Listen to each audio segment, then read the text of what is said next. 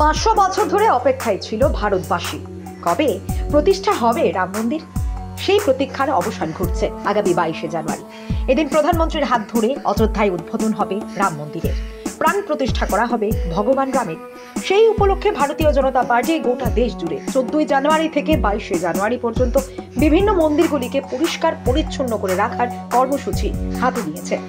সেই কর্মসূচির অঙ্গ হিসেবে রবিবার রাজ্যের বিভিন্ন মন্দিরে স্বচ্ছ ভারত অভিযান কর্মসূচি করা হয়। মুখ্যমন্ত্রী ডক্টর মানিক সাহা জগন্নাথ বাড়িতে স্বচ্ছ ভারত কর্মসূচিতে অংশগ্রহণ করেন।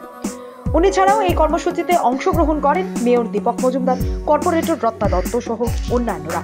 একটা কথাই বলবো যে 500 বছর ধরে সবাই অপেক্ষায় ছিল কবে রাম মন্দির উদ্বোধন হবে এবং রামলালাজি এখানে প্রতিষ্ঠিত হবে।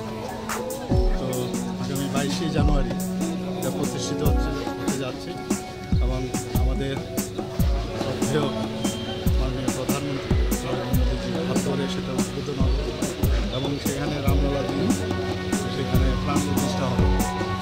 এবং উনি আহ্বান রেখেছেন সারা ভারতবর্ষের সমস্ত লোক যেন 14 তারিখ থেকে 22 তারিখ পর্যন্ত সমস্ত মন্দির যাতে এটা পরিষ্কার পরিচ্ছন্নতার দিকে যায়। তো আজকে আমরাও এখানে শুরু করেছি, জগন্নাথ জিও মন্দিরে আজকে আমরা শুরু করলাম এবং আমার সাথে আমাদের মেয়র সাহেব আছেন, আমাদের কর্পোরেটরও আছেন এবং অন্যান্য সমস্ত কার্যকর্তারা মিলে আমরা এখানে করছি এবং সাধারণ মানুষও কিন্তু এর সাথে জড়িত হয়েছে। এটা আমাদের একটা মানে কি বলবো, ভারতবাসীর কাছে এটা একটা আস্থা, বিশ্বাসের জায়গা। রাম মানে একটা বিশ্বাসের জায়গা।